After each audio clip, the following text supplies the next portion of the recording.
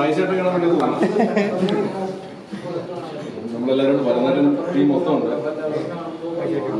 സായി ചേട്ടന് തിയേറ്ററുകളിൽ വരാൻ പറ്റിയില്ല. സന്തോഷ വാർത്ത ഒന്ന് സായി ചേട്ടൻ അറിയിക്കാൻ വേണ്ടി വന്നതാണ്. ഗംഭീര അഭിപ്രായമാണ് ഭരതനാട്യത്തിൽ. സായി ചേട്ടാ ഇരിക്കട്ടെ. എല്ലാവരും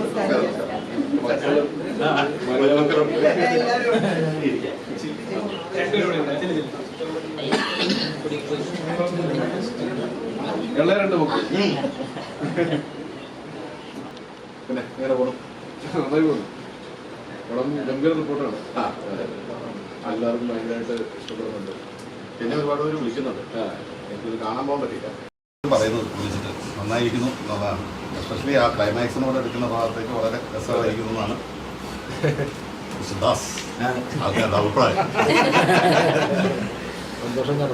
ഈ പടം ഇത്ര മനോഹരമാക്കി തന്നതിൽ വളരെ സന്തോഷം.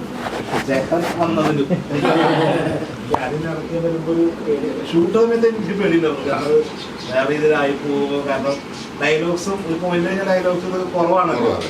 ഹീറോ ചേട്ടനാണെന്നുള്ളത് ഇപ്പം ആൾക്കാർക്ക് മനസ്സിലായി. നമ്മൾ ആ പ്രൊമോഷൻ സമയത്തൊക്കെ സൈജന എന്നൊക്കെ പറയാൻ മതി. അന്ന് നമുക്ക് ഭരതനാട്യത്തിന്റെ എന്തുകൊണ്ട് ഈ ടൈറ്റിൽ എന്നുള്ളത് എല്ലാരും ചോദിച്ചപ്പോൾ നമുക്ക് പറയാൻ പറ്റിയില്ല. അതെ, ഇപ്പൊ ആൾക്കാർക്ക് മനസ്സിലായി ഒളിപ്പിച്ചു വെച്ചത്. അതാ ബാക്ക്ഗ്രൗണ്ട് സ്കോറിൽ പോലും നാട്യം കാണിക്കുമ്പോ ആ ഭരതനാട്യത്തിന്റെ മ്യൂസിക് വരുന്നുണ്ട്. ചേട്ടന്റെ ക്ലോസ് ഒക്കെ ഇടുമ്പോ ആരോ വിളിച്ചത് ദാസനത്ത് ചോദിച്ചെന്ന് പറയുന്ന കേട്ടോ, ഇങ്ങനെ ചാൻസ് ഉണ്ടെങ്കിൽ തന്നെ എന്റെ മോള് അല്ലെങ്കിൽ എന്റെ മോള് നന്നായിട്ട് ഭരതനാട്യം ചെയ്യും അങ്ങനെ ചോദിച്ചിട്ടില്ലേ? കഴിഞ്ഞ ശേഷം നമ്മൾ ഫ്രീ വർക്കുമ്പോഴൊക്കെ നമുക്ക് മെസ്സേജസ് വരും. ഞാൻ ആൻസിലാണ്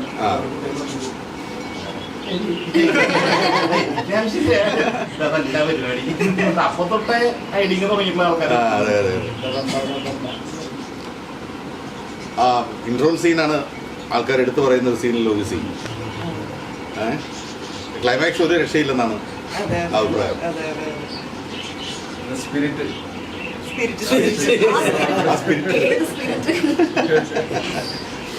അവിടെയാണ് ആക്ച്വലി ഒരു തിയേറ്ററിൽ നമ്മൾ ഒരു നല്ലൊരു ഇതുണ്ടായത്. ടേക്ക് ഓഫ് ആണ്. അത് കഴിഞ്ഞിട്ട് പിന്നെ പല ഇമോഷൻസും നമ്മൾ വർക്ക് ചെയ്തിട്ടുണ്ട്. അതെ അതെ അതെ അതെ.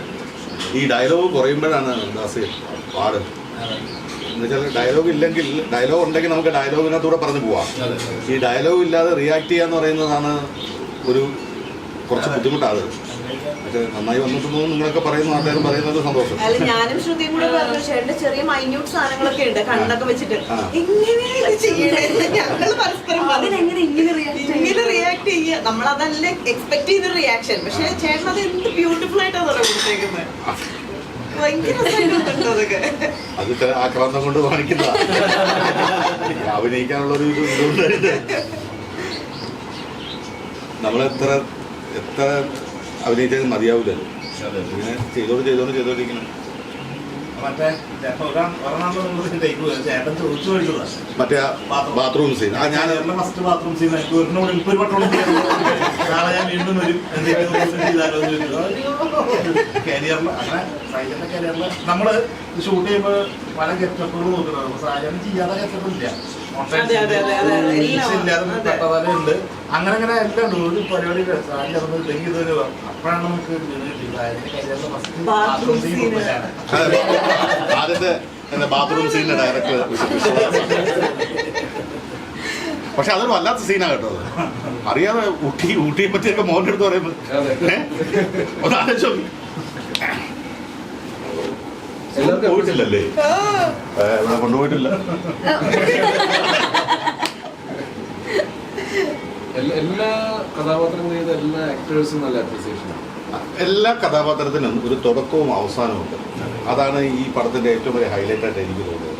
ഒരു കഥാപാത്രം എന്തിനാ ഇത് വന്നത് എന്ന് ചോദിക്കേണ്ട ആവശ്യമില്ല, വരേണ്ടതാണ്. അങ്ങനൊരു സംഭവമുണ്ട്. അത് വളരെ പാടാണ്. ഇപ്പം കുറച്ച് നാളായിട്ട് സിനിമകളിൽ കാണാൻ പറ്റാത്തതാണ്. ആരെങ്കിലും പറഞ്ഞു എന്തിനാ വന്ന് എന്തിനാ പോയി എന്ന് പറയുന്ന സംഭവം. പക്ഷെ പോയി. പക്ഷെ ഇതല്ല.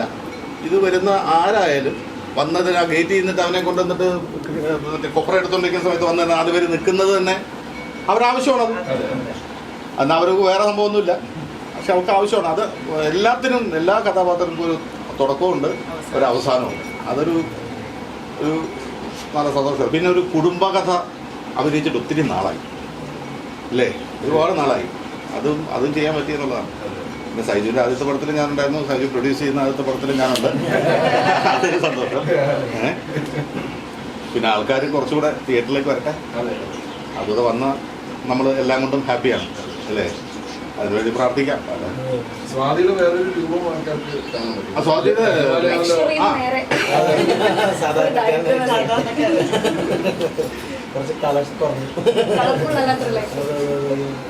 നന്ദു നന്നായി ചെയ്തിട്ടുണ്ട്. നമ്മുടെ രണ്ടെണ്ണം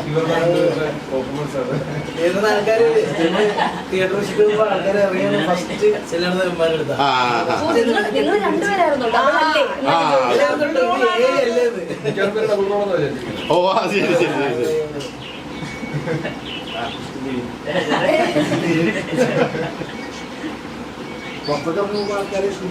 ആ അത് മതി. അധികം തരികളാവില്ല. അതെ ഹോർഡിങ്സൊക്കെ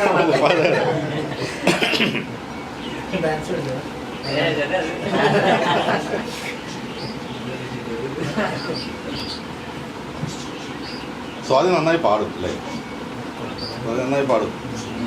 ഇടയ്ക്ക് ഇങ്ങനെ ഇരിക്കുമ്പോൾ, ഷൂട്ടിങ് സമയത്തിന് ഇടയ്ക്ക് ഇങ്ങനെ ഇരിക്കുമ്പോൾ ബാക്കിൽ ഇങ്ങനെ ചില ഞാനേ കണ്ടുള്ളൂ.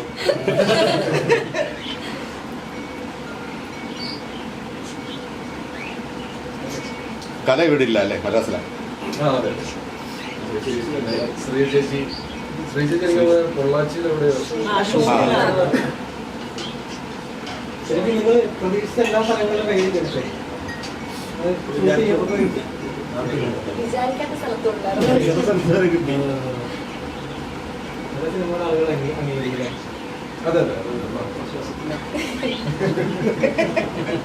അല്ല, എവിടെയെങ്കിലും ഇപ്പം ഇതിൻ്റെ തിയേറ്ററിൽ അല്ലെങ്കിൽ എവിടെയെങ്കിലും സിനിമ അവർ കണ്ടു കഴിഞ്ഞാൽ സാറ്റലൈറ്റ് ചാനലാവാം, OTT പ്ലാറ്റ്ഫോമിലാവാം, തിയേറ്ററിലാവാം, നല്ല സിനിമകൾക്ക് ഉറപ്പായിട്ടും അവരുടെ അപ്രിസിയേഷൻ അത് കിട്ടും.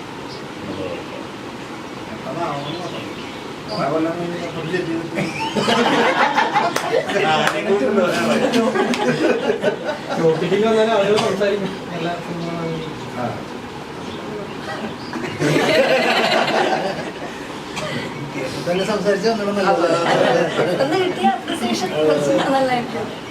തിയേറ്ററിൽ വലിയ കാസ്റ്റിന്റെ ആവശ്യമില്ല, ചെറിയ കാസ്റ്റ് ആണെങ്കിൽ നല്ല കഥ ഉണ്ടെങ്കിൽ നല്ല രീതിയിൽ ആൾക്കാർ പ്രേക്ഷകർ ഏറ്റെടുക്കുന്നുള്ളതിന് ഉദാഹരണമാണ്. ഡെഫിനറ്റ്ലി ഇപ്പോൾ നമ്മൾ ഒരു റീസെന്റ് പാസ്റ്റിൽ കുറേ സിനിമകൾ അങ്ങനെ ഇപ്പം വലിയ കാര്യങ്ങളില്ലാത്ത സിനിമകളിലൂടെ അത്യാവശ്യം ആൾക്കാർ അപ്രീഷിയേറ്റ് ചെയ്ത് വർക്കൗട്ട് ആയിരുന്നു. അപ്പോൾ ഇപ്പോൾ അറ്റ് പ്രസന്റ് അങ്ങനത്തെ ഒരു പ്രശ്നമില്ല. പിന്നെ ഈ ഓണം എക്സാംസും കാര്യങ്ങളൊക്കെയാണ് ചെറിയൊരു ഇടിച്ചു കയറുന്നൊരു കാണുന്നവരെല്ലാവരും നല്ല അഭിപ്രായം പറയുന്നത്. നമ്മൾ റിവ്യൂ എടുക്കാൻ പോകുമ്പോഴായാലും പടം കണ്ട ആദ്യ ദിവസം തന്നെ എല്ലാവരും ആദ്യം മുതൽ അവസാനം ഒരു ചിരി, കൂട്ടച്ചിരി ആയിരുന്നു. എല്ലാവരും നല്ല റിവ്യൂ. ഇതിനേക്കാൾ നമ്മൾ ചിരി പ്രതീക്ഷിക്കുന്നുണ്ടോന്ന് അറിയില്ല, പക്ഷെ നമ്മുടെ ഒരു ലൈറ്റർ വെർഷൻ ഓഫ് കോമഡി എന്തായിരുന്നു സിറ്റുവേഷൻസ് വെച്ചിട്ട് ഇപ്പം എല്ലാവർക്കും ഒരുപാട് ഡയലോഗ്സ് ഒന്നും ഇല്ല, പക്ഷേ മാനർസങ്ങൾ കൊണ്ടായിരിക്കും. ഹോസ്പിറ്റൽ സീൻ തന്നെ, ഹോസ്പിറ്റൽ സീനും പിന്നെ അത് കഴിഞ്ഞിട്ട് അപ്പുറത്ത് ശ്രുതിയും ശ്രീജിയും കൂടെ സംസാരിക്കുമ്പോൾ ഉള്ള പിന്നെ കോഴിക്കറി കൊണ്ടുവയ്ക്കുന്നത്